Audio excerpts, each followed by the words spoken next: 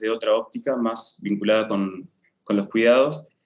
Y de alguna manera estos dos caminos también nos encontraron a mí y a Catalina con otro trabajo que realizamos con un grupo de investigación durante la emergencia sanitaria en la facultad, estudiando los espacios, sobre todo los espacios públicos, en el contexto de la pandemia del COVID-19. Entonces, de alguna manera, como estos trabajos y estos espacios que compartimos con Catalina son el marco general con el que preparamos la ponencia de hoy, y va a tener un poco de esos capítulos en su desarrollo.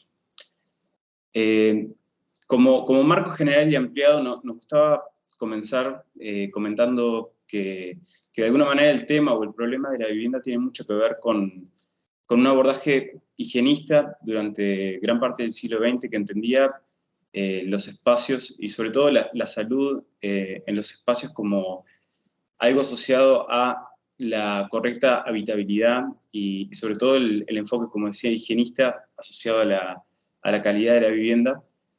Pero a lo largo de este último siglo, la mirada se fue corriendo para entender como el espacio comunitario como algo muy importante en el desarrollo de esto de los espacios domésticos saludables, sobre todo pensando en equipamientos de apoyo para la vivienda, en espacios de encuentro y todo un sistema sobre todo de relaciones espaciales que apuntalan lo saludable en términos más barriales y vecinales al mero espacio interior doméstico como tenían sus enfoques previos.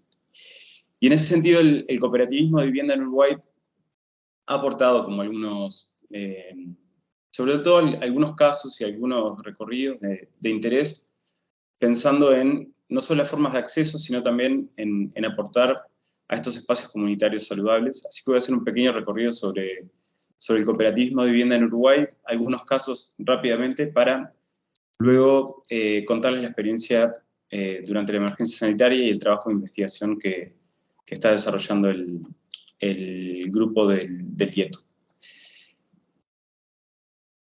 El cooperativismo en Uruguay tiene un antecedente en el 62 vinculado con un incipiente Plan Nacional de Vivienda que después la ley viene a, de alguna manera, consolidar, pensando en abordar estas dos temporalidades, como la urgencia de la necesidad de vivienda de una gran parte de la población del país, esto en el corto plazo, y después una mirada como a mediano y largo plazo para afianzar y de alguna manera cristalizar los esfuerzos estatales para garantizar el acceso a la vivienda, que es un derecho constitucional en nuestro país ya desde aquellas décadas. Entonces, la Ley Nacional de Vivienda, que viene a darle un marco legislativo al Plan Nacional de Vivienda, se plantea a través de estos planes quinquenales y anuales consagrar este derecho a la vivienda adecuada mediante políticas públicas, y despliega un marco regulatorio más amplio, asociado también como a la creación de la unidad reajustable, que es una forma de acceso financiero a soluciones habitacionales. Después también crea la DINAVI, que es la Dirección Nacional de Vivienda, para trabajar estas nuevas formas de acceso a la vivienda, y dentro de ellas aparece el cooperativismo de vivienda y un marco regulatorio que viene a apuntalar en términos normativos y reglamentarios estas nuevas formas de acceso. El objetivo obviamente era incrementar el volumen de soluciones habitacionales para las clases medias y medias bajas, desplegando una serie de instrumentos que después están abordados y detallados en la ley. Para mencionar solamente algunos de sus principales componentes, aparecen las cooperativas matrices, que son lugares donde personas físicas o núcleos familiares pueden contribuir mediante el ahorro, aun cuando la cooperativa no está constituida, y después obviamente las unidades cooperativas en sí mismas, que ya empiezan a trabajar de forma asociativa y con esfuerzos, digamos, en conjunto. Esto también deriva en dos formas de tenencia de la vivienda, una de usuarios, las cooperativas de usuarios, y las cooperativas de propietarios, que también vuelven a dividir en en dos el sistema, y dentro de ellas aparecen las soluciones ya más vinculadas como a la gestión y a la construcción, mediante el esfuerzo propio, la ayuda mutua, la administración directa, contratos con terceros, no solo para garantizar la construcción y la gestión del inmueble, sino también los servicios complementarios a la vivienda, que es un aspecto importante que también maneja la ley.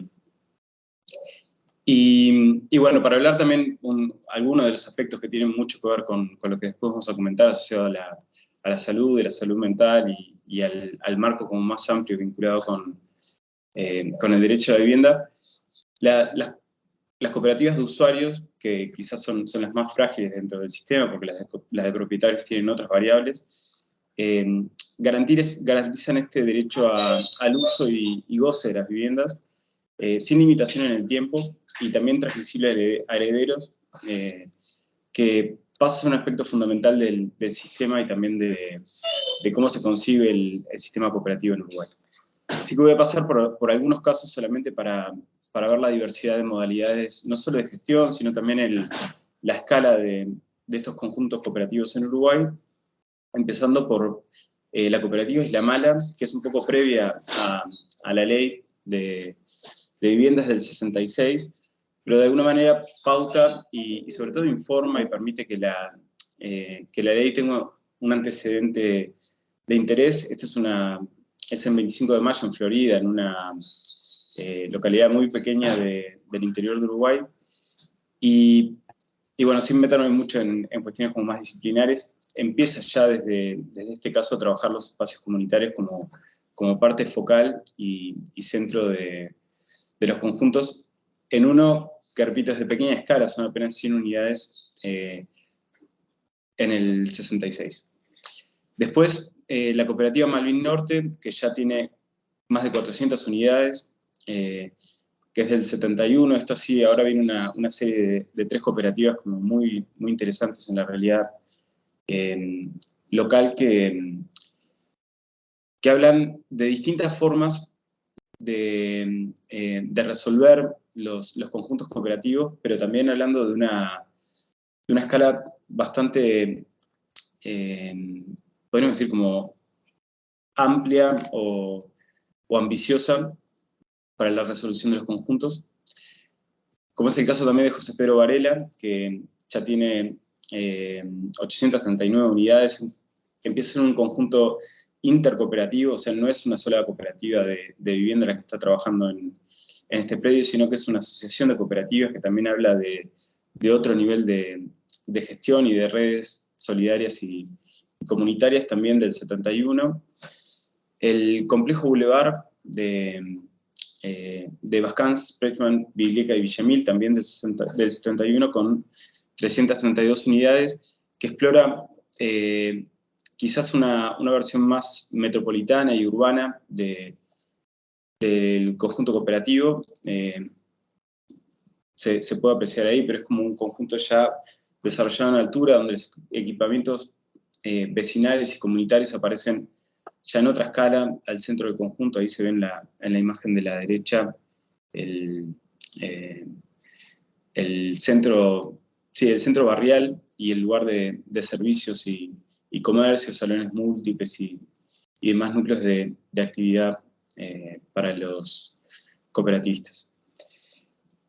Y haciendo un salto así de más de 2 décadas, que tiene que ver con la interrupción del sistema cooperativo por la dictadura en Uruguay, tenemos también una cierta vuelta al centro de la ciudad. Ahí es que entra Covicivi, uno de los casos que después se va a desarrollar en el trabajo que va a presentar Catalina.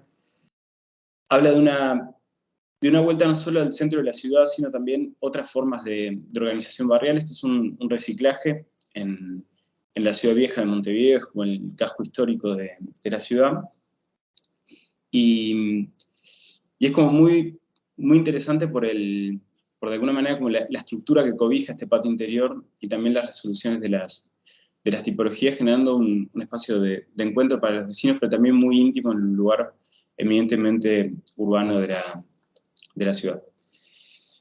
Y por último, les traía Covive más 5, que la particularidad que tiene es, además de ser otro caso como de la vuelta a la ciudad, es un conjunto por ayuda mutua, pero en altura, lo cual planteó como ciertos desafíos y tejió unas redes como muy, muy interesantes así como de vínculo vecino a vecino, que además consolidaron una plaza y restituyeron un espacio público para la ciudad.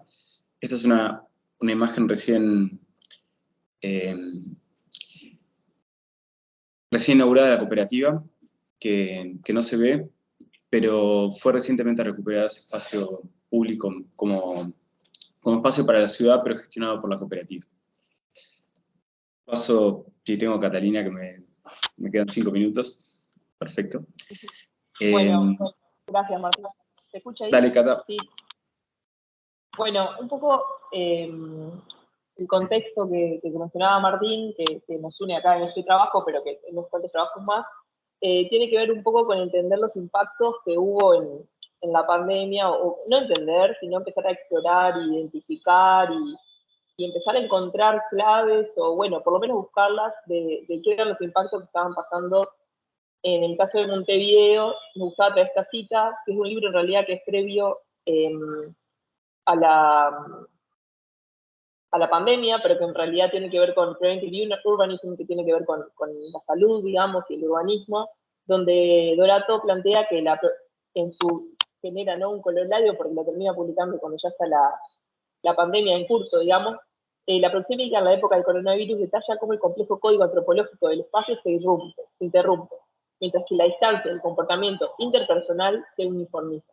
Lo que Humberto Eco define como la cuarta dimensión del espacio, es decir, la dimensión estrictamente cultural, hoy está de rodillas por razones de urgencia pública en materia sanitaria. Esto es una frase muy coyuntural, pero que de alguna manera este equipo, que luego se transforma en ensayos urbanos, que son los antecedentes en parte de varios de los trabajos que tenemos en curso, empieza a explorar la situación de las relaciones interpersonales y la importancia del espacio público, como es el lugar de la afuera. Cada país tuvo situaciones muy diferentes.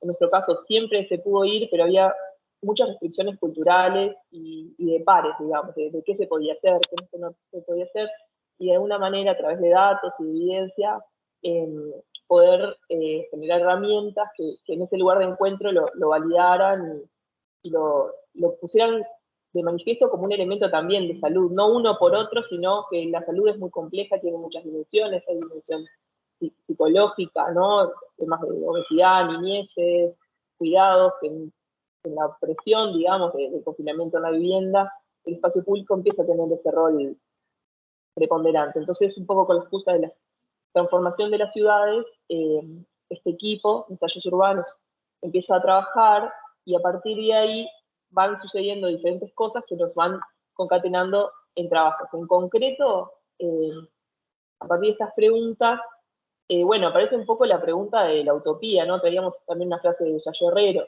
de la necesidad de la utopía. Ya tenemos una ración suficiente y necesaria de distopía para darnos cuenta de dónde estamos, y ahora tenemos que encontrarnos en la configuración de utopías cotidianas para entender nuestros horizontes de deseos sean compatibles con los límites del planeta y de la justicia. Entran muchos conceptos como las utopías cotidianas, ¿no?, lo cotidiano como un valor central, los límites del planeta, crisis ambiental, el COVID dentro de una cosa mucho más grande, ¿no?, de crisis en general que atraviesa y que los contextos latinoamericanos es muy importante entenderla en su complejidad. No es solo ambiental, sino que hay una complejidad muy importante que atraviesa, digamos, de manera transversal muchas dimensiones. Se genera, también este grupo venía un poco trabajando desde antes del 2019, en vínculo con la vivienda cooperativa y el Instituto de Estudios Territoriales y Urbanos, Facultad de Arquitectura, que en la pandemia encuentra un lugar de catalización, de trabajo específico, del Instituto de Estudios Territoriales y Urbanos, que forma el área de género, espacios y territorios, que es el GET, que es un área de trabajo de redes activistas y redes académicas, en conjunto con la área de género de FUCBAN, que FUCBAN es la Federación de Cooperativas por Vivienda Ayuda Mutua, que en el contexto de COVID trabajan en el trabajo de la casa de la ciudad, la experiencia en el entorno cotidiano. Entonces es un equipo grande, allí están todos los nombres de los docentes de Facultad de Arquitectura, de Facultad de Ciencias Sociales, un grupo grande de estudiantes que empieza a preguntarse la experiencia esta del límite de la casa a la ciudad y el entorno cotidiano, cómo va transcurriendo y cómo esta situación, digamos, de crisis pone de manifiesto muchas cosas. La metodología de trabajo es una metodología participativa en la cual en cada caso se empieza a buscar en cada grupo, desde la conformación de grupo, los procesos de obra, los procesos de fin de obra y post-obra, en cada caso, qué empieza a pasar con los vínculos, ¿no? En este lugar de esta importancia del rol de estructurador del grupo cooperativo como un elemento fundamental en los casos de ayuda mutua para la construcción social del hábitat. Bueno, en cada caso, que todos los 4 casos que se estudian tienen como diferentes temporalidades, unos más los grandes conjuntos que mencionaba Martín, Mesa 2, otro es en área central, COVICI 1, que está por acá como el resultado, uno en área metropolitana, en la ciudad de la costa, lotes, digamos, prácticamente individuales, con frente y fondo, y COVIN, que es una cooperativa en altura, empiezan a tener metodologías aplicadas con grupos de estudiantes que empiezan a preguntar cómo son esos usos de los espacios en esta situación tan concreta, ¿no? de la pandemia, empiezan a emanar una cantidad de restricciones que empiezan a ver, entender las limitaciones también de esos espacios domésticos, y a su vez cuáles son las redes y vínculos y necesidades específicas que cada una tiene en relación a sus propias características, pero también en función al barrio, ¿no? Uno no puede estudiar entonces solo el espacio público, solo en la casa, sino que estamos como en un tránsito continuo donde todas esas escalas, desde la casa hasta la ciudad, o uno podría decir desde el cuerpo hasta la ciudad, se van transitando y van generando, ¿no? Como diferentes capas de restricciones y de vínculos. En concreto, en el caso de COVICI, acá hay como 2 resultados finales de procesos largos y participados que se hicieron. Aparece este mapa vincular que tiene que ver con, es como una especie de, que son los estudiantes, ¿no? Una especie de planta de cómo las redes de personas se movían y iban interactuando en este triángulo claustro, en esta situación bueno, de restricción, ¿no? De no poder salir, del miedo, y bueno, los mandados, la ayuda, encontrar que alguien le llevaba algo a la casa, ¿no? Como estas cosas muy concretas y muy pequeñas, pero que también nacen en la fortaleza también de ciertos procesos sociales que estructuran también desde otras dimensiones la vivienda. Entonces, ese mapa vincular. En el caso de Covines, por ejemplo, que es una vivienda en altura, que tiene muy poco espacio común y muy poco espacio, no tiene espacio verde, no tiene espacio exterior, esa necesidad de, bueno, ahí se ven algunas gente del barrio, los estudiantes pintando las veredas, ¿no? De empezar a salir del lote, en este caso ahí son 6 cooperativas juntas, todas pequeñas, pero que empiezan a tener su masa social, y esto se encuentra atrás del complejo Boulevard. Esa necesidad de salir y empezar a tejer vínculos más allá del lote, ¿no? De estas 30 unidades, para generar redes que tengan más potencia y visibilizar al otro y empezar a encontrar lugares de encuentro fuera de lo que es la unidad de vivienda, ¿no? De esa casa o incluso de la propia cooperativa, porque se necesitan fortalezas que están afuera. En este caso, en esta cooperativa también se hicieron redes de sostenibilidad de cuotas, porque también para la vivienda hay que pagar cuotas y mucha gente perdió el trabajo, entonces no hay como una cantidad de redes de sostenibilidad que se fueron sucediendo y bueno, un poco después, después otro caso empieza a hablar como de dictar una nueva realidad, en el caso de Mesa 2, porque es un padrón social muy cambiado, y después, en el caso de, no es de otro caso, no importa, unas reflexiones sobre los espacios colectivos.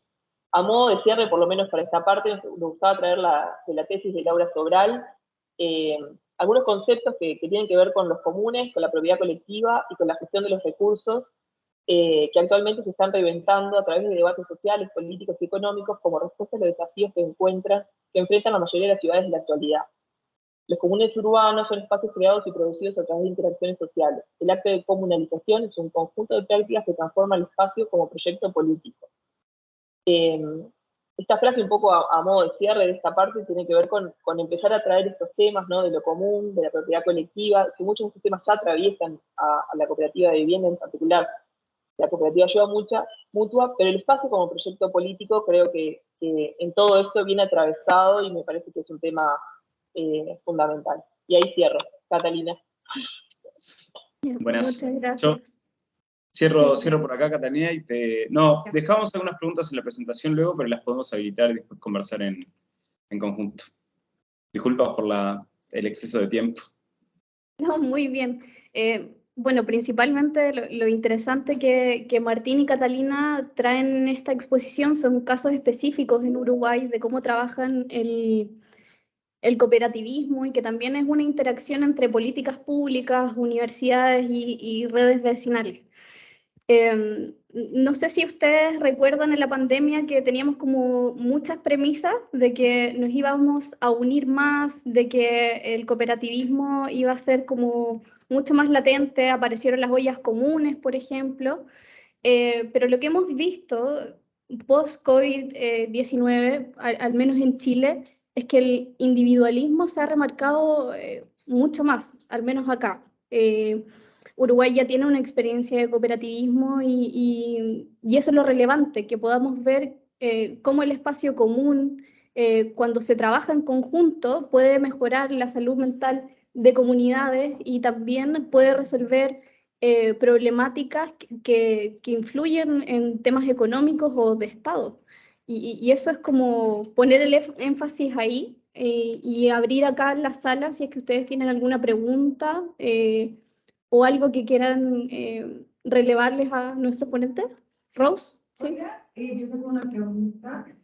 Se tomó en cuenta porque acá en Chile el tema de la vivienda para ser subsanado, hubieron unos proyectos que terminaron siendo esto, me olvidó la palabra,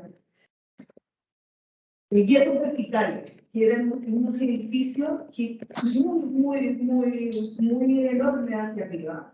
Ya se generaron con el fin de dar una solución a la vivienda. ¿Cómo hicieron ustedes en Uruguay para evitar que eso trajo muchos inconvenientes al territorio, a la habitabilidad, a la salud mental de las personas, porque era hacinamiento, pero de forma vertical? ¿Cómo hicieron ustedes para evitar justamente este tipo de casos que acá en Chile sí se dieron? Y que de hecho acá están estos proyectos están parados y revocados, es decir, no se pueden seguir construyendo, no pueden habitar esos lugares. Buenas, no sé si se me escucha ahí. Sí. Sí. ¿Sí? Porque perdí un poco la visualización, pero por lo menos tengo el audio. No tengo como tengo, a ver, como algunos datos sobre los guetos verticales en Chile y quizás nosotros no tenemos una situación quizás tan compleja en sectores tan específicos de la ciudad como sucede en Santiago, pero lo que sí creo que vale la pena comentar, y para vincularlo también como al cooperativismo, que es en Ciudad Vieja, donde Catalina comentaba recién uno de los casos, el de Covicivi. Naturalmente es uno de los territorios con un potencial gentrificador grande. Es un área que es patrimonio histórico, es lugar de afluencia de turistas. Está sufriendo un proceso como bastante complejo en cuanto a la expulsión o la potencial expulsión de sus residentes permanentes e históricos. Y en ese sentido, el cooperativismo de vivienda y la sumatoria de experiencias y de iniciativas cooperativas en el barrio, de alguna manera parece haber amortiguado el proceso de expulsión y le dio a una población de estratos medios y medios bajos la posibilidad de acceso a la vivienda. Entonces, por lo menos en algunos casos específicos del territorio, aparece el cooperativismo de vivienda como un antídoto natural a los sistemas de expulsión del mercado inmobiliario más terrible y de alguna manera plantea las modalidades alternativas de gestión de tenencia, uso y construcción de la vivienda como, digamos, como casos de éxito para encontrar una ciudad más diversa y sobre todo tratar de que la ciudad no sea un factor de segregación territorial tan intenso.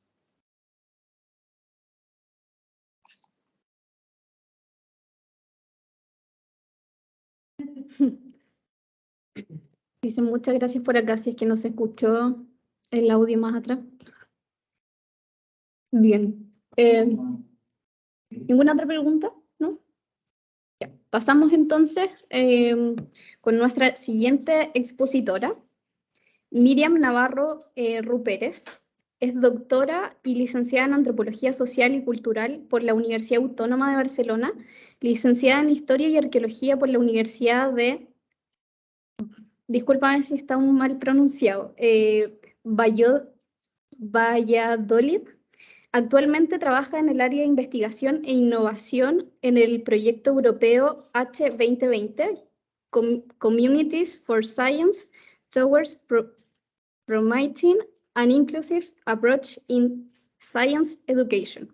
Es docente del grado de Educación Infantil de la Facultad de Ciencias Sociales de Manresa, de la Universidad Central de Cataluña, etnógrafa de la Universidad Autónoma de Barcelona, investigadora colaboradora del Instituto de Infancia y Adolescencia de Barcelona e investigadora colaboradora de la Fundación Jaume Bofill. Y nos va a presentar el impacto de la pérdida de la vivienda en salud mental, el caso de Barcelona, España. Te dejamos. Muchísimas gracias. Sí, muchísimas gracias, Catalina. Bueno, os agradezco mucho que me hayáis convidado a formar parte de este congreso y doy las gracias especialmente a los organizadores y más concretamente a vosotros, Manuel y Catalina, por ese trabajo magnífico. Yo voy a intentar compartir la pantalla.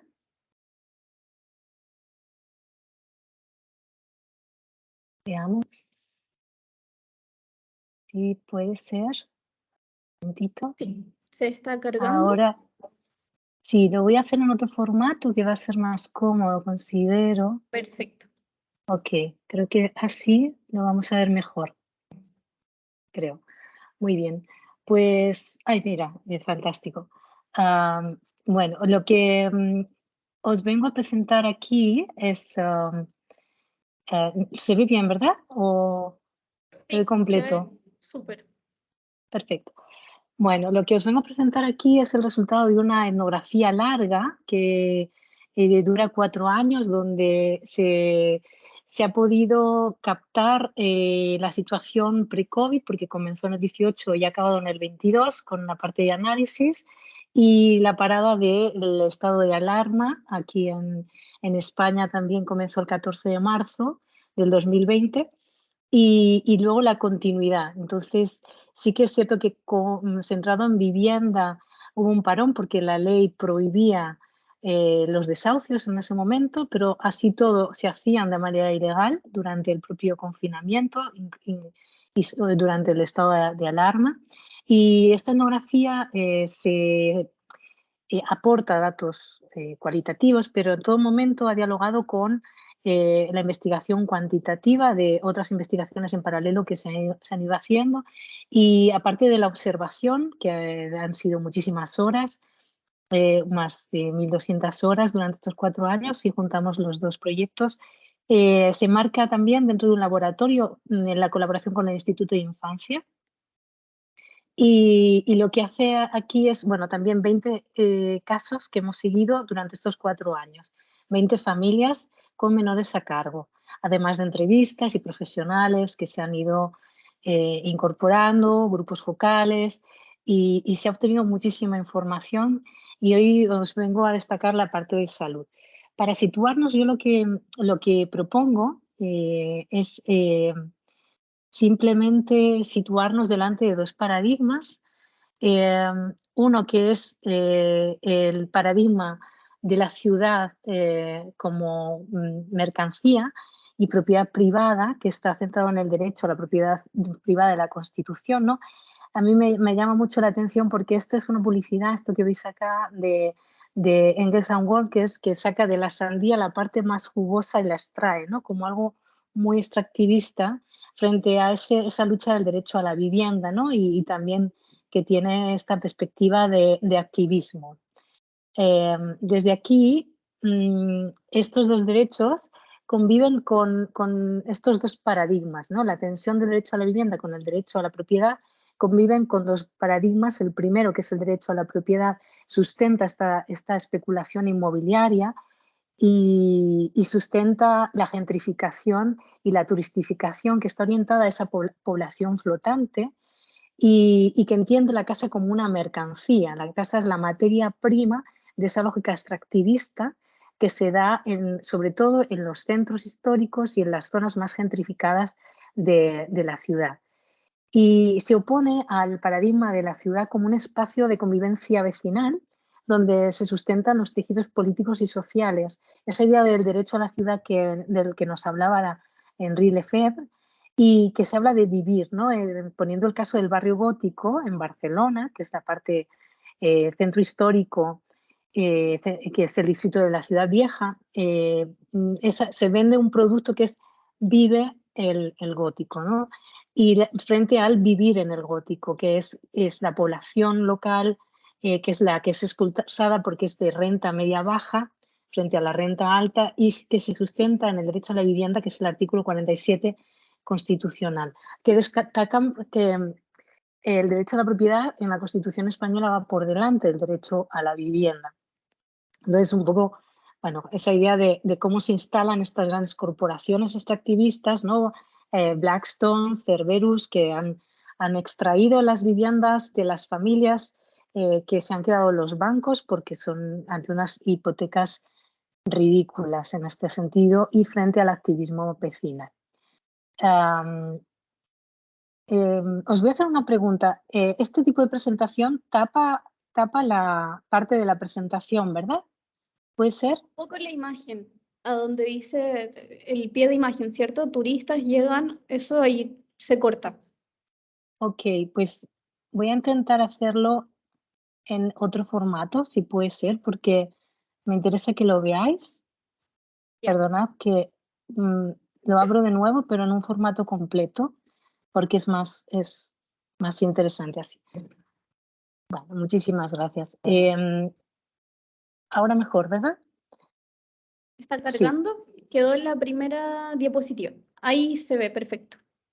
Bien, bueno, pues estos paradigmas, que el paradigma de la casa como mercancía frente al paradigma de la casa como hogar, bueno, pues generan una serie de estrategias.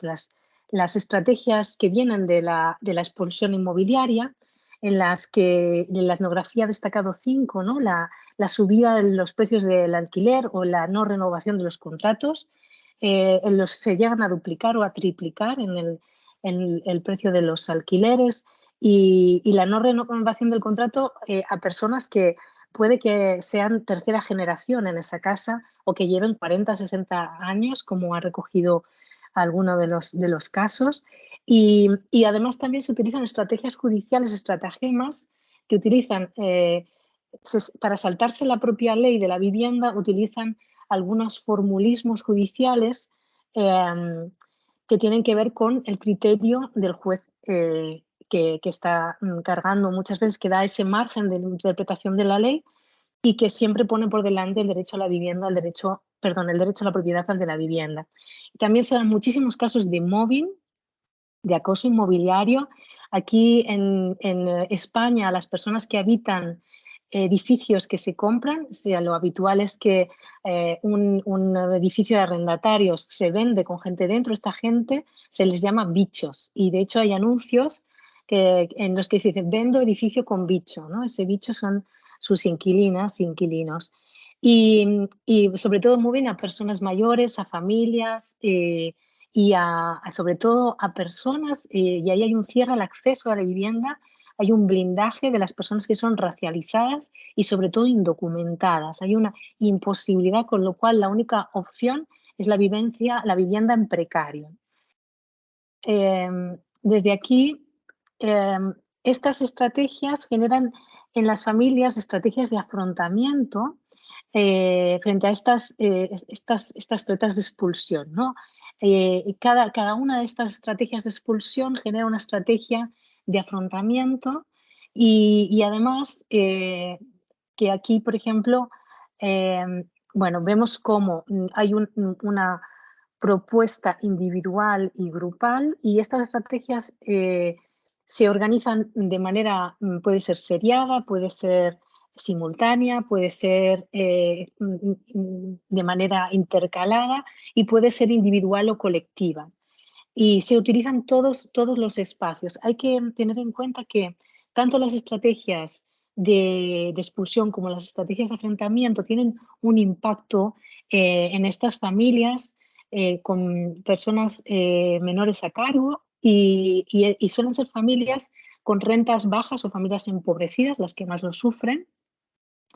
Y lo que se hace siempre es, aunque tiene un impacto en la salud y en la vida de la infancia y en la propia crianza, se opta por una lógica del mal menor, ¿no? Es decir, yo sé que esto tiene un impulso, si yo fuerzo la entrada en una pensión, sé que tiene un impacto en mis hijos y mis hijas, pero es mejor eso vivir en la calle, es mejor ocupar una vivienda que estar viviendo en una situación insostenible de mobbing o de acoso, o, bueno, que además también genera otras cuestiones, ¿no?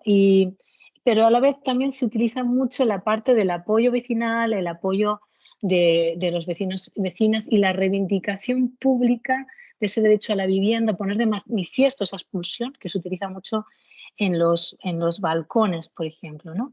Dentro de las estrategias que son transversales al afrontamiento y a la resistencia de las familias, hay varias, pero entre ellas está el negociar y pedir ayuda, que tiene otras subestrategias asociadas, y tiene que ver también con el apoyo vecinal que habéis nombrado anteriormente y con utilizar todas las redes formales e informales, tanto las que generan la propia administración pública como las que generan las redes de apoyo vecinal, los sindicatos de vivienda, los movimientos sociales, etcétera. Entonces, se van utilizando todas estas estrategias, que también puede ser el reducir el espacio habitado, compartir las casas, vivir varias familias en un mismo piso, una misma vivienda, empeorar las condiciones de esa vivienda o bien incorporando nuevos inquilinos o cambiándose a una vivienda con menos metros cuadrados, es decir, se tiende al hacinamiento y se tiende a la privación material, sobre todo, es decir, negarse otras cuestiones para poder pagar el alquiler y utilizar todos los recursos posibles para poder pagar el alquiler, porque si no, enseguida son expulsados, ¿no? La pérdida de la vivienda también puede ser forzada y esta pérdida también lo que intenta la familia sobre todo es evitar el desarraigo, como veremos, es la última de las opciones. Y aquí en bueno, todo lo que es la precariedad que está asociada a la salud, pero que tiene que ver con utilizar sobre todo el apoyo mutuo como un soporte psicológico y de reconocimiento, y ese de decir, bueno, esta gente está aquí, no me conoce, me está ayudando y además me está entendiendo, ha pasado por lo mismo, y estas familias que han pasado por este proceso adquieren una expertise, una experiencia que ponen al servicio de las siguientes familias. Entonces se generan como acompañamientos entre esas familias que ya han vivido ese proceso y las familias que lo están viviendo. Se pasa por ese proceso de la vergüenza, ¿no? De no sentirse suficientemente bueno, se siente como ciudadana, como ciudadano, para mantener a tus hijos en su casa, ¿no? Es la culpabilización desde lo individual, que cuando se colectiviza se rompe, y eso es otra de las partes interesantes. Os pongo acá cómo queda el tema de la pérdida de la vivienda al sufrir uno varios desahucios. Tenemos que ver que, por ejemplo, en Cataluña, sobre todo en Barcelona, es la zona donde más desahucios podemos ver, y a pesar de que haya una ley que lo impida durante el confinamiento, se siguen ejecutando. Os pongo aquí también una gráfica de cómo durante un año hay como en la ciudad hay entre 11.000 desahucios de alquiler y 7.000 de hipotecarios, ¿no? De lanzamientos hipotecarios, para que veáis también el volumen. Aquí podéis ver, esto es muy llamativo, cómo estos picos a la baja son las vacaciones de los juzgados. Esto es agosto, los picos que se repiten es el mes de agosto y las navidades cuando baja, y el gran pico que se puede apreciar es durante el confinamiento, que hay una rebaja muy, muy llamativa de estos de los desahucios. El arraigo es una de las cuestiones que permite generar esas redes y que además permite generar a las familias esa agencia a partir de ese capital relacional. Lo que ocurre es que este arraigo, esta importancia del arraigo que veremos como una de las grandes conclusiones de la etnografía, no solo permite generar esa red que permite poner en marcha las estrategias de resistencia a esa expulsión, sino que tiene que ver con la identidad, con la pertenencia y con un peso simbólico muy fuerte. El formar parte de algo, el sentirse acompañado, y además en las familias empobrecidas tiene otros factores de índole material que tiene que ver con las redes de confianza, donde voy al mercado y me conocen y hoy no puedo pagar y mañana vengo y pago, ¿no? Y genera un margen que ayuda a la subsistencia de estas familias y que está basado en esas redes. Es decir, el arraigo no solo permite la estrategia material y la estrategia de resistencia, sino que da sentido a la propia pertenencia, ¿no? Y que tiene que ver con la construcción de identidad en el barrio.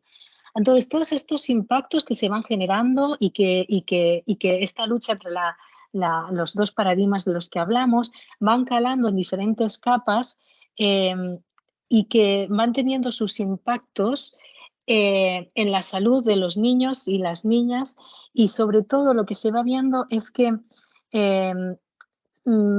varios estudios están conectando la pobreza material y relacional durante la infancia, es decir, el ser expulsado y perder tu núcleo, tu tejido social, se conecta con una peor salud y con una peor trayectoria, no solamente escolar, sino también de una proyección laboral en el futuro. Es decir, la gente empobrecida, vulnerada, tiene una herencia de esa situación de generación en generación, ¿no? Y esa idea de quien ha crecido pobre probablemente proyectará esa pobreza en su edad adulta. Ya centrada en los impactos de la parte habitacional, lo que hemos hecho es centrarnos en cómo transita por todos los espacios de la construcción de la persona, sobre todo de la infancia y también de las familias que están en crianza, ¿no? Ese espacio pasa desde el espacio íntimo al espacio familiar, las amistades, las relaciones entre iguales, la escuela y el barrio. Y esto es lo que hemos ido analizando. Y desde aquí lo hemos leído desde estos impactos, desde un punto de vista material, relacional y psicoafectivo o desde la salud física y mental. Y lo hemos leído desde todo el ciclo vital, especialmente en la crianza y en los niños, desde los 0 años hasta los 17 en diferentes franjas. Y aquí, bueno, en lo que ahora me centro más en la parte de lo que sería el impacto en la salud, y vemos que, por ejemplo, en lo relativo a la salud física y mental, vemos que hay esta inestabilidad da una sensación de inseguridad continua, de angustia vital, de ansiedad, de estrés, miedo, desconfianza en las instituciones, ataques de pánico frente a la policía, que nos relataban muchas familias de sus hijos, problema de identidad, de pertenencia, miedo a poder perder la casa, el trauma de haberla perdido. Son situaciones tremendamente traumáticas y lo que hacen es fragmentar mucho todo el aspecto más psicosocial, ¿no? Desde el individuo a formar parte de algo, ¿no? Es qué instituciones, esa idea de que esas instituciones no me protegen, me atacan, ¿no? La policía me ataca, servicios sociales me ataca, es como no me siento en seguridad de ninguna de las maneras, ¿no? Y bueno, siempre esa falta de intimidad, esa falta de espacio propio, ¿no? Y os pongo algunos ejemplos, ¿no? Por ejemplo, una madre me decía, mi hija me dices que, me comenta, si en la escuela nos dice que la policía es buena, ¿por qué vienen a pegarnos y pegan a las personas que nos defienden, ¿no? Hay una práctica que aquí se llama ir a puerta, que es, bueno, toda la gente se pone con sus cuerpos simbólicamente tapando y visibilizando, tapando el ataque, o sea, minimizando el ataque y visibilizando el desahucio, ¿no? Los gritos de vecina despierta, desahucio en tu puerta o a puerta desde aquí. Luego, desde un punto de vista del espacio íntimo y personal, pues sí que hemos ido viendo cierto tipo de enfermedades. Os digo que esto es una primera fase que se ha captado en la etnografía y que entraremos a analizar con más detalle en una segunda investigación, pero que son más físicas, ¿no? Como el asma, la caída de cabello, aspectos que afectan incluso a la menstruación o trastornos de sueño, trastornos de alimentación, como decía, y se somatiza todo este estrés, ¿no? que aparece todo este estrés de manera reiterada, ¿no? Hay incluso autolesiones, estrés postraumático, temores nocturnos y desde aquí pues toda la parte de aislamiento, de angustia vital, de frustración, de desorientación, ¿no? Incluso personas que caminan me encontraba con una de las personas informantes y me decía, no sé qué estoy haciendo, estoy caminando, deambulo por el barrio, pero ahora mismo no sé qué me está pasando, ¿no?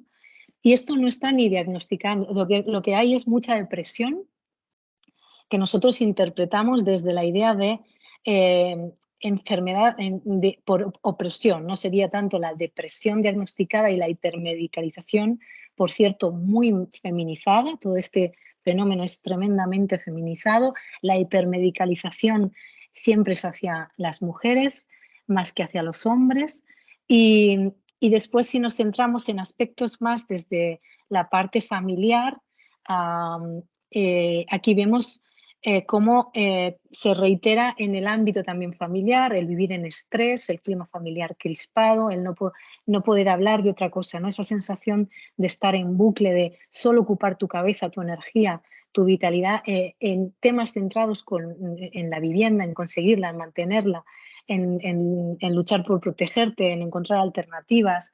Bueno, pues todo tiene que ver también con riesgos de adicciones, que tienen que ver con el alcoholismo, pantallismo, drogodependencias, que muchas veces también derivan en abusos, en violencias machistas, en violencias hacia la infancia. Y luego, por ejemplo, en esta parte, ¿no? de la sensación de que tus padres, en el caso de la infancia, y tu madre, tu padre, tus adultos, no pueden protegerte, son incapaces de protegerte, que a la vez desde el adulto se vive muy mal, se vive con muchísima frustración. Y bueno, aparte de que esta foto es brutal, que aparece en el diario del País, un policía antidisturbios sacando amorosamente a una menor de su casa por la fuerza, y en el caso de una de las mujeres entrevistadas decía que su hijo cada vez que veía a la policía se hacía pipí encima, no lo podía soportar, ¿no?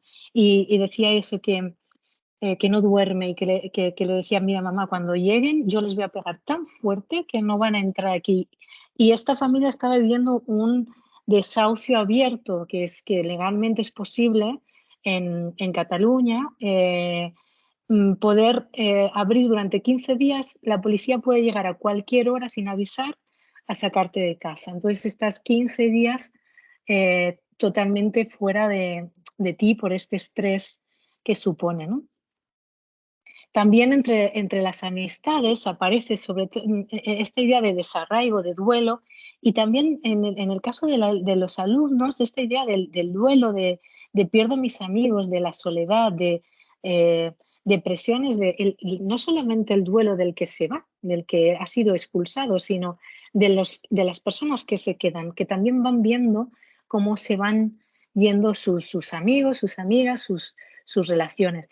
Y es tan fuerte este aspecto que, por ejemplo, una una persona nos decía, mira, me han ofrecido una casa en una ciudad, Tarrasa, que me han ofrecido la casa, me la dan, ¿no? Me da servicios sociales, me dan una casa en Tarrasa. Pero ¿yo qué hago en Tarrasa? Que no tengo nadie, no conozco a nadie. Entonces, esta parte de lo social, que es esa salud social que se busca, esa salud comunitaria, que es lo que sustenta, va por delante del propio techo, en realidad. Se defiende antes que el propio techo. Y la escuela, por ejemplo, aquí tiene un papel crucial porque si detecta este aspecto, puede acompañar, puede situar, puede incluso, aquí os pongo un ejemplo, ¿no? De cómo una madre decía, mira, es la tercera vez, un alzamiento, como pone aquí, es cuando viene la comitiva judicial, la policía, servicios sociales, digamos, todos los actores que forman parte de esa expulsión. Y entonces ella decía, están en conexión mi asistenta social con la tutora y la directora del centro, era una niña de 14 años, ella llevaba muchísima angustia, estaba totalmente desconcentrada, desmotivada, suspendiendo, incluso en algunos otros casos se ha detectado bullying y ataques a compañeros y compañeras, o que se vive o que se practica, se ejecuta el bullying por esa agresividad acumulada. Y decía, el hecho de que haya estado la persona de la escuela en contacto con servicios sociales ha hecho que mi hija se sienta, se sienta que da igual qué pasa al final, pero sabe que forma parte de algo, ¿no? Que es tenida en cuenta en una situación que es dramática, pero que conoce, ¿no? Porque eso también es algo que hemos visto, que hay diferentes opciones de las familias de comunicar a sus hijos e hijas todo el proceso de pérdida o de amenaza de pérdida de la vivienda, desde formar parte desde el principio a intentar tapar absolutamente todo lo que ocurre. Y desde aquí, bueno, pues también los propios procesos de duelo y de aceptación de esa situación y de generación de alternativas también tienen momentos emocionales y psicoemocionales muy, muy diferentes, ¿no?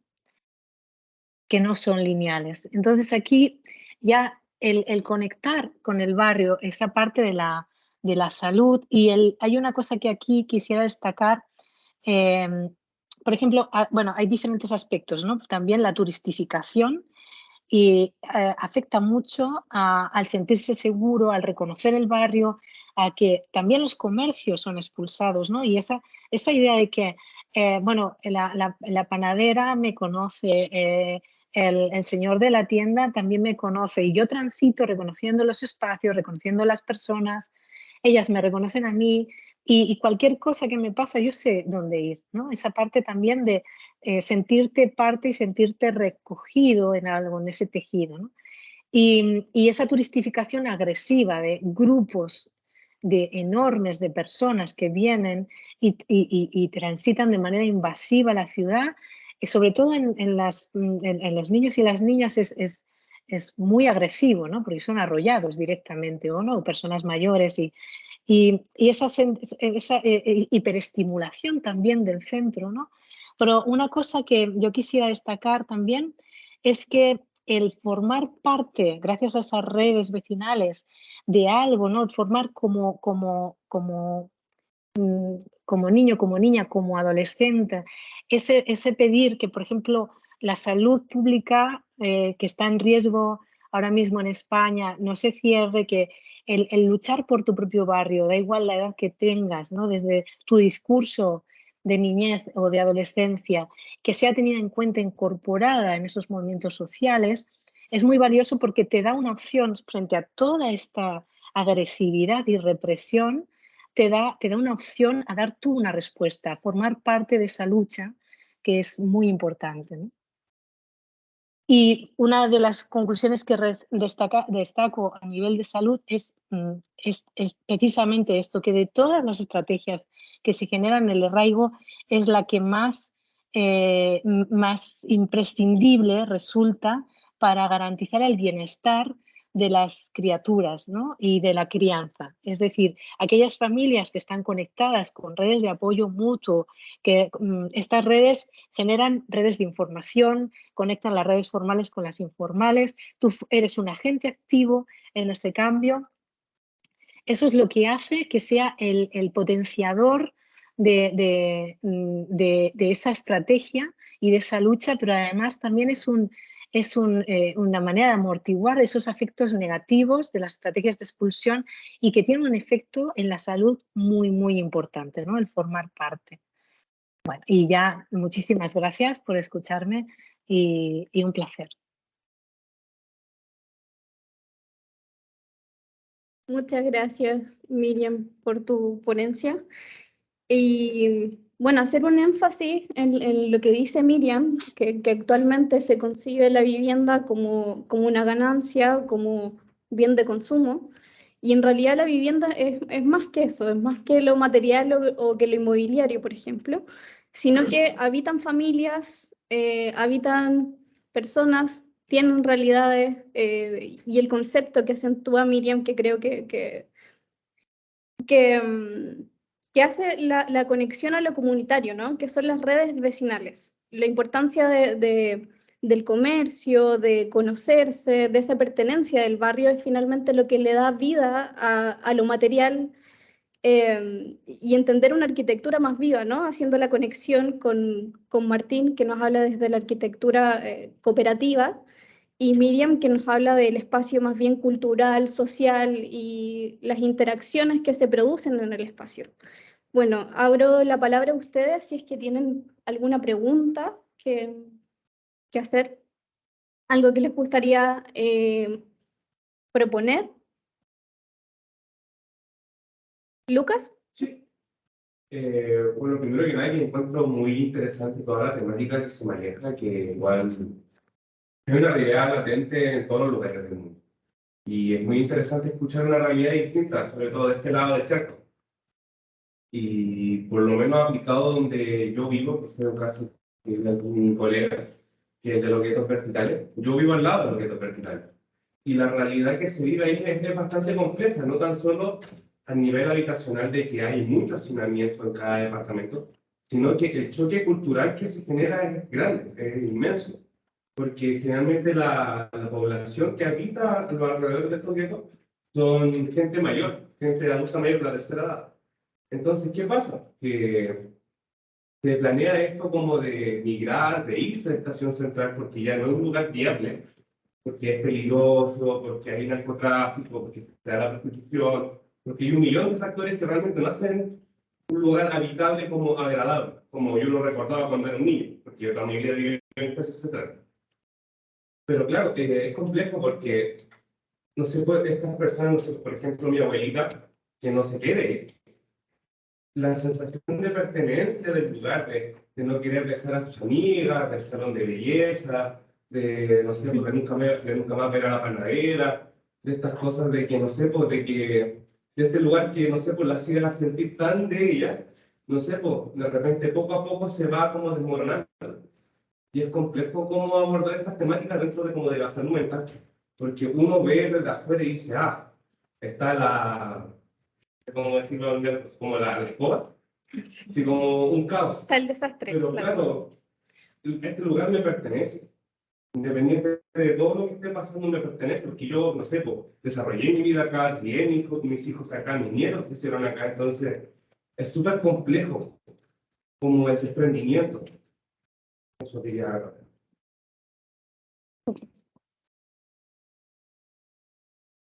Y la verdad es que este cotidiano, esos pequeños detalles tan importantísimos, ¿no? El hecho de que una vecina llama a la otra, toc, toc, Elisa, ¿cómo estás? Bien, cada día, cada día. Eso que suceda ya tiene todo un trasfondo de cuidados, de formar parte y de sentirse segura, ¿no? Que hay alguien que se preocupa por mí, que de repente la de la tienda dice, oye, la señora tal, el señor tal, hace 2 días que no le veo, voy a ver qué ha pasado, si está bien, ¿no? Eso, sobre todo los cuidados, que también se construyen en comunidad, ¿no? Y sí, es totalmente relevante y el formar parte, ¿no? El decir, ostras, no me siento, voy por el barrio y todo está en inglés. En el caso de Ciutat Bella, la panadería se llama Yellow Bakery, y yo no tengo nada en común y además me cobran 3 euros por una barra de pan, porque es súper moderna, ¿no? No es esos lugares donde voy a hablar, ¿no? Esos comercios donde voy a hablar, me entero, creo. Eso es importantísimo. Sí. ¿Alguna otra pregunta? Yo no quiero dejar pasar, oye, que me digas hoy, aunque dar comentarios como siempre, Está bien. me llegó algo lo que dijo Miriam, que la verdad que se me escapa tu apellido, perdón. Navarro. Navarro. Navarro, ya. Miriam Navarro, que me pareció espectacular. Esto de formar parte de algo es sentirse acompañado. Que es, desde ahí como que nacería todo, con respecto a la radio, ¿cierto? Esto que nos moviliza y que además también nos frena. Tiene como esta doble dialéctica en la persona, ¿verdad? Me encantó la ponencia, la verdad. Súper buena. Muchas gracias. Bien, entonces, muchas gracias, Miriam. Seguimos con Raquel. Y les quiero comentar a los que están acá presentes que va a exponer Raquel. Después hacemos una breve pausa ya para poder ir a tomar agüita o algo. Eso, hablarles de ese pequeño break. Denme un segundo. Presentamos a Raquel Lara de la Fuente, que es antropóloga social y cultural, graduada de la Universidad de Barcelona. Es máster en salud mental colectiva por la Universidad Rovira i Virgili, investigadora independiente, parte de Neófitos e Instituto Català de Antropología. Nos va a hablar sobre vejeces y salud mental, un acercamiento desde la fenomenología de la vulnerabilidad y la no productividad. Te dejamos, Raquel. Hola, ¿se me oye? Te escucha y se ve perfecto. Vale. Bueno, ante todo, primero, muchas gracias por la invitación, sobre todo, bueno, a Catalina y a Manuel por darme esta oportunidad. También en mi caso, que por lo que veo no tengo una carrera todavía tan desarrollada, así que se agradece, bueno, pues la valoración de mis ideas, ¿no? y de que os parezca interesante mi aportación. Bueno, también gracias por las exposiciones que estáis haciendo los demás compañeros, porque me están pareciendo maravillosas. De hecho, estoy escribiendo ideas de mi propio tema aquí detrás, como, ostras, más temas todavía para analizar. En mi caso, el análisis y el estudio que estoy llevando a cabo está todavía en fase muy inicial, o sea que mi exposición será, creo que un poquito más breve y sobre todo tendrá un carácter como más reflexivo, un poquito más teórico también, porque me encuentro en periodo de indagar todavía, ¿no? y de encontrar los temas principales que me interesan. Bueno, os cuento que en mi caso estoy investigando sobre salud mental y tercera edad y vejeces en la ciudad de Barcelona también. Todo tiene origen que yo actualmente soy coordinadora de zona del Servicio de Teleasistencia del Ayuntamiento de Barcelona. Os explico un poco así brevemente qué consiste. Básicamente mi trabajo es hacer visitas domiciliarias a los usuarios, la mayoría mayores de 75 años y la mayoría mujeres también, que solicitan, bueno, es un servicio público donde, no sé si lo habéis visto alguna vez, llevan como una medallita, un botón de emergencias y se encuentran con algún problema de salud grave o alguna emergencia de la que sea que haya en la vivienda, pueden acudir a este servicio. Entonces yo me encargo, digamos, como de recabar la información, de hacer un pequeño análisis social, de salud, para, bueno, pues establecer según qué baremo de cuidados, ¿no? Entonces, bueno, en mi tránsito en este trabajo me han surgido muchas preguntas, ¿no? Sobre todo desde el privilegio de poder acudir todos los días a conocer a tanta gente. Yo hago 5 visitas diarias de gente siempre diferente. En mi caso las hago en el barrio de l'Eixample, que es, bueno, es un barrio, es un distrito de Barcelona. No sé si puedo, voy a compartir para que nos podamos guiar un poco más en cuanto a la cantidad de población de tercera edad que encontramos en este distrito. A ver. Creo que es aquí. No sé si lo veis.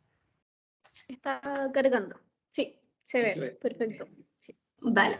Entonces, bueno, para contextualizar un poco, vemos el Eixample, que es el segundo distrito de aquí. Si nos vamos a la edad de 70 a 74 años y de 75 a 79, vemos que el Eixample es el distrito con más gente mayor de toda Barcelona. Siguiendo con esto, espera que dejo de compartir pantalla. Vale. Ya se ha quedado, ¿verdad? Sin compartir. Sí. Sí. Me interesaba... Ah, ¿te me escucha ahora? Sí, sigue nomás, Raquel. Disculpa. Vale, no, tranquila. Entonces, bueno, me empecé a preguntar un poco sobre qué malestares comunes estaba encontrando en estos usuarios, ¿no? Y usuarias, especialmente usuarias, el tema de salud mental. Entonces, bueno, digamos, mi reflexión se mueve en torno a la fenomenología de la vulnerabilidad. En este sentido, en el caso de la tercera edad y las vejeces, me gusta hablar de vejeces más que de vejez, porque vejeces hay una vejez por persona, ¿no? Digamos, si nos atraviesan muchas vivencias, nuestro origen, bueno, nuestro género, nuestra clase social, ¿no? Entonces prefiero hablar de vejeces. Entonces, sí que había encontrado este nexo común en cuanto a la vulnerabilidad, dado que la vulnerabilidad en las sociedades de capitalismo también más desarrollado, ¿no? y más, digamos, de carácter más individualizado, la vulnerabilidad se presenta como algo negado, ¿no?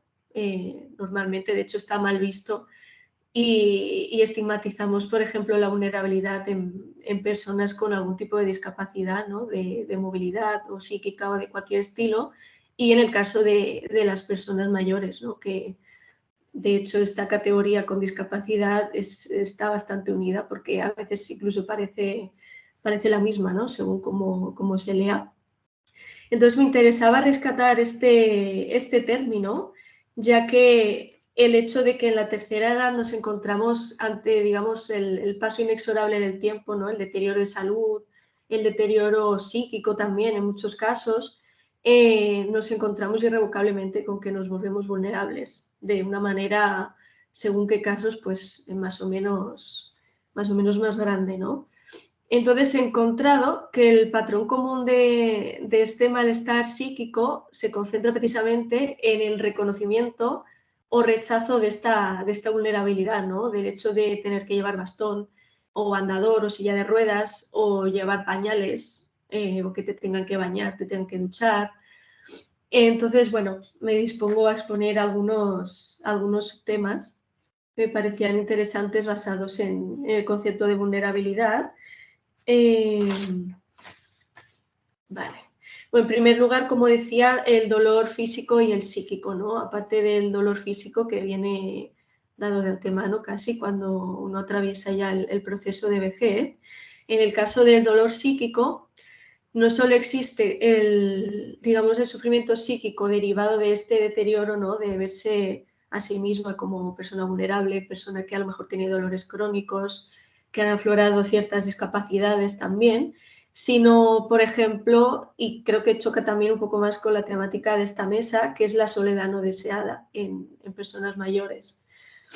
Entonces, bueno, derivado de esto, creo que es importante también sacar a la luz el sistema médico hegemónico en el caso de las personas mayores, ¿no? Y cómo, por ejemplo, este sufrimiento psíquico, ¿no? Tanto de la soledad, de la muerte también de tus amigos o cercanos que tienen tu edad, del COVID también, que ha deteriorado totalmente la salud y los lazos, ¿no? Y los vínculos.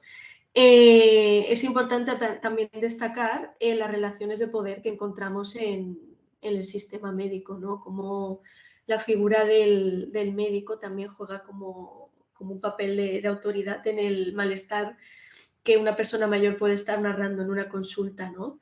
Quiero rescatar el concepto del mercado de las aflicciones de un antropólogo, de Ángel Martínez, y con él se refiere a cómo en los médicos o la figura del psiquiatra muchas veces desdibuja la narrativa de, por ejemplo, de las personas mayores y de su sufrimiento propio de la edad y de las aflicciones humanas en diagnósticos medicalizables.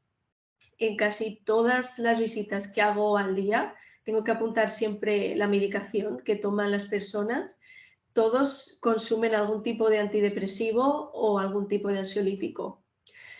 También es importante destacar en este sentido de que, aparte de que las narrativas de las propias personas mayores es como, bueno, es que como estoy tan triste y tan sola, pues el médico me ha recetado la sertralina para ver si lloro menos. También es importante destacar que muchas veces las personas no son conscientes incluso de lo que están tomando, ¿no? Con las repercusiones que tiene un antidepresivo o un ansiolítico. Hay una narrativa muy común como de la pastillita de dormir, ¿no? La pastillita, bueno, para estar más tranquila, porque sé que me quedé viuda, pues bueno, voy tirando, ¿no? Muchos de estos casos también tienen diagnósticos de salud mental que ni siquiera conocen. Cuando una persona me está contando sus padecimientos o me empieza a contar más de su vida, de que está triste, luego en los informes médicos aparecen a lo mejor pues la depresión o ansiedad generalizada o cosas de este estilo que ellos ni mencionan porque muchas veces los informes médicos ni siquiera son visibles de cara a los propios pacientes y a los propios usuarios, ¿no? Hay como mucho desconocimiento y mucha pérdida de soberanía, ¿no? En lo que yo he acuñado un poco como la soberanía médica, ¿no? Por otro lado, derivado de esto,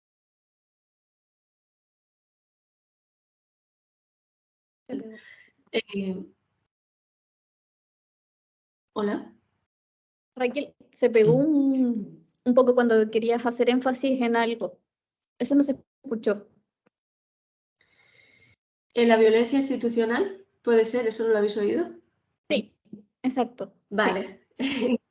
Pues decía que, bueno, aparte de que esto que contaba el sistema médico ya es parte de violencia institucional, ¿no?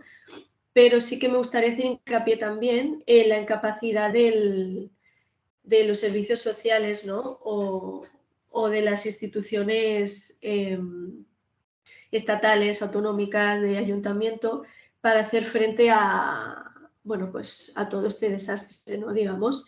Entonces, de la misma autora que cogí la idea de este concepto de vulnerabilidad, Assumpie, también habla mucho de la paradoja de que cuando se establecieron los sistemas de bienestar, provocó a su vez una ruptura de los lazos más cercanos, ¿no? Y de los vínculos sociales. Y todavía más agravado que una vez asentado este sistema de bienestar, tampoco ha sabido hacer frente a la problemática social, ¿no? Entonces, al final nos encontramos con que faltan recursos de todo tipo, ¿no? En el caso de mi, bueno, en mi trabajo y con las personas que trabajo, mucha gente para poder pedir ayuda, pide ayuda a lo que llamamos, bueno, la ley de dependencia. Es una ley que se instauró para poder dar ayudas económicas o asistenciales a personas que bueno, no pueden valerse por sí mismas o que no tienen recursos para poder valerse por sí mismas tampoco. Entonces, aparte de que es algo totalmente ineficiente, porque muchas de las personas ni siquiera pueden optar a él, porque según qué términos burocráticos y papeles varios, pues a lo mejor no pueden acceder a estos recursos y me encuentro con gente totalmente desvalida en el día a día de todo tipo de ayuda.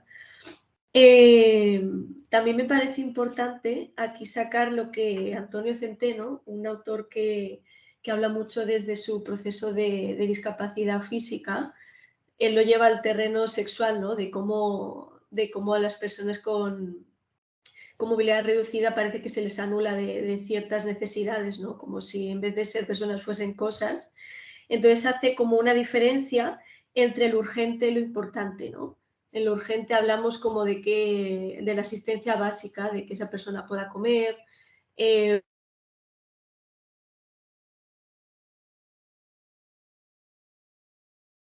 Se interrumpió, Raquel, ¿no? Sí, sí. Temas de señal. Bueno, en todo caso le voy a escribir a Raquel. Ya, 5 minutos. ¿Ahora? Sí, quedamos en la parte de las necesidades básicas. Vale, lo del urgente y lo importante, ¿no? Exacto, sí. Vale. Bueno, lo que decía de partir también de que estos servicios mínimos asistenciales ineficientes hacen hincapié en ayudas del urgente, ¿no? Que están pues el comer, pues yo qué sé, que te puedan sacar al médico si necesitas ir al médico, que te puedan asear, pero no se da ningún tipo de hincapié a la humanización y el reconocimiento de otras necesidades, ¿no? Como muchas señoras me dicen, y también lo habéis mencionado antes, pues el ir a la peluquería del barrio, ir a tomar un café a la cafetería, este tipo de necesidades pues que básicamente también nos conforma como seres humanos, ¿no? Más allá de que nos puedan cambiar el pañal, ¿no?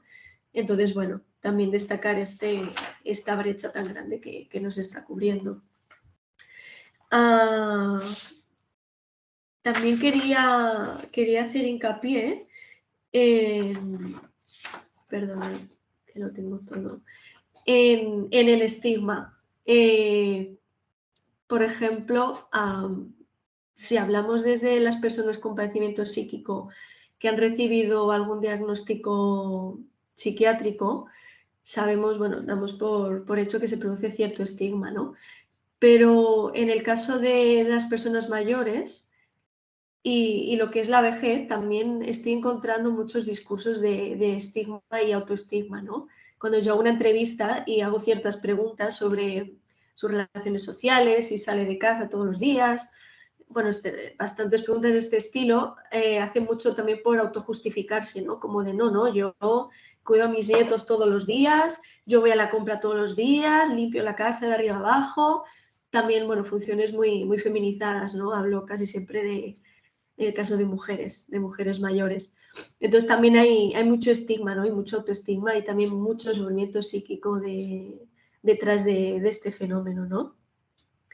Y bueno, pues por último quería hacer algunos apuntes finales que he completado a base también de vuestras aportaciones ahora, que sí que me gustaría ahondar más adelante, que es, por ejemplo, el contexto pospandémico, ¿no?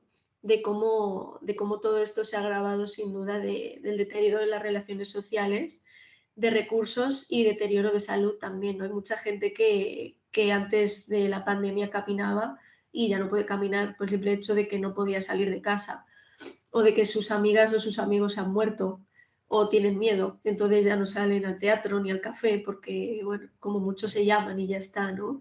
Y esto ha hecho mucho, mucho daño a la salud mental. También me gustaría ahondar sobre el género, ¿no?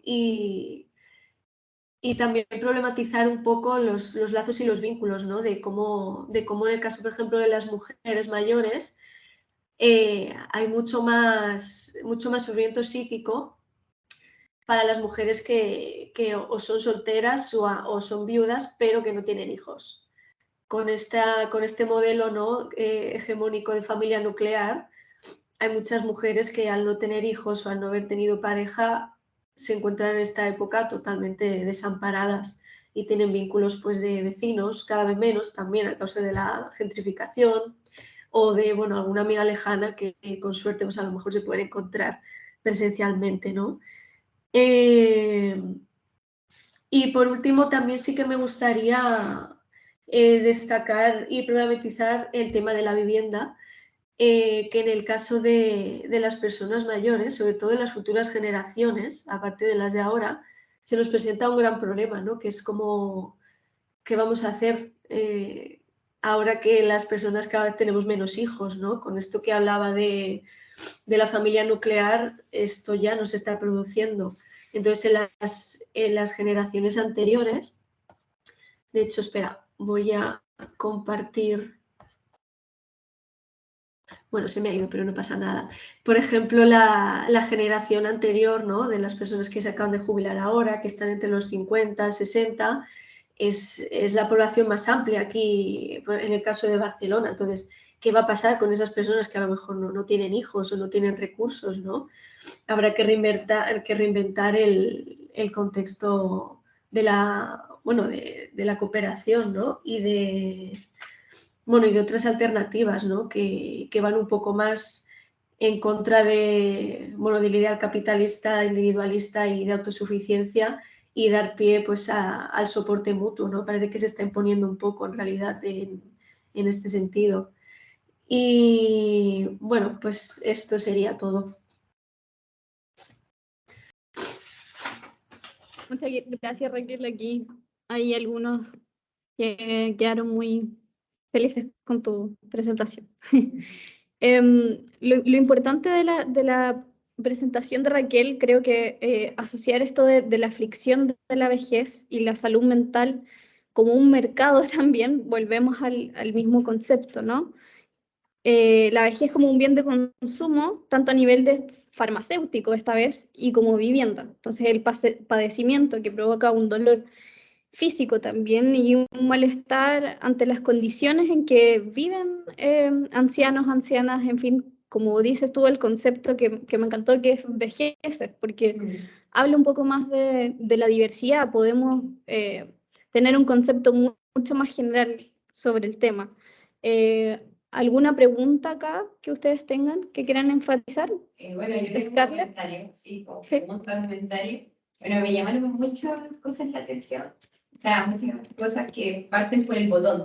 No sé si lo habían escuchado. Yo nunca había escuchado sobre el botón de asistencia.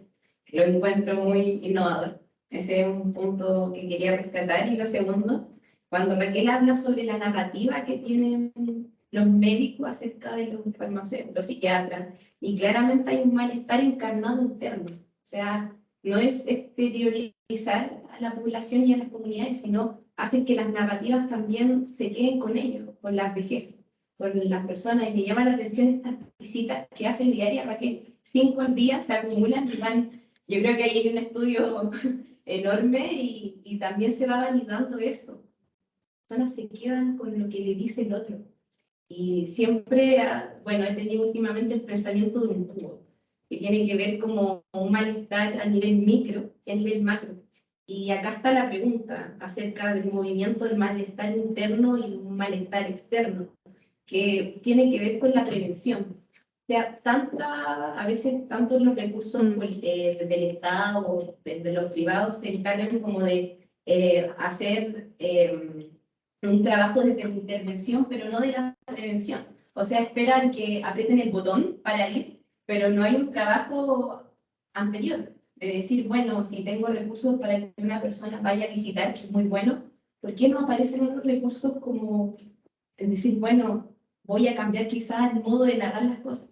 Bueno, tómese clonazepam, pero van a ir a hablar con usted. Más en esta era de la vejez que nosotros vemos a los adultos mayores que le encantan hablar, le encanta contar sus vidas, sus malestares. Entonces, mi pregunta es como reflexiva también, decir, bueno, si nos encargamos de ir a visitar cuando nos piden ayuda, ¿por qué no hacemos un trabajo previo también? Yo creo que allí está como...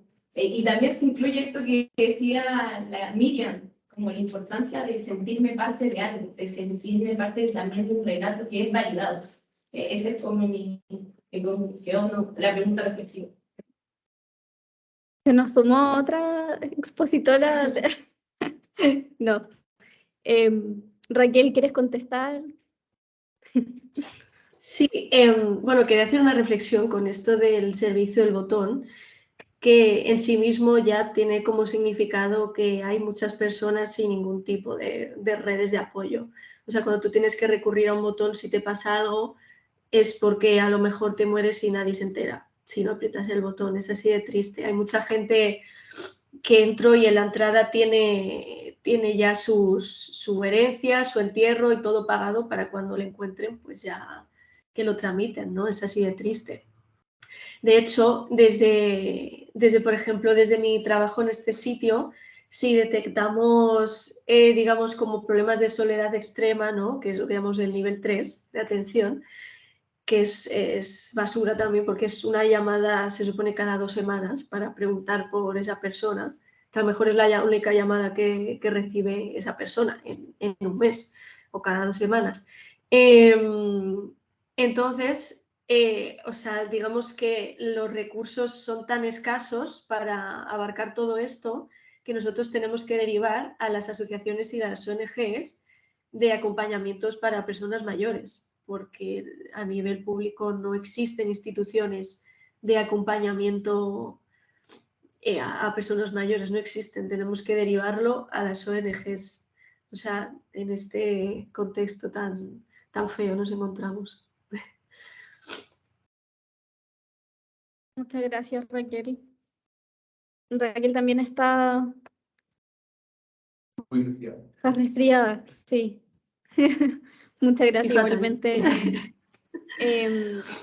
a ustedes por sus trabajos.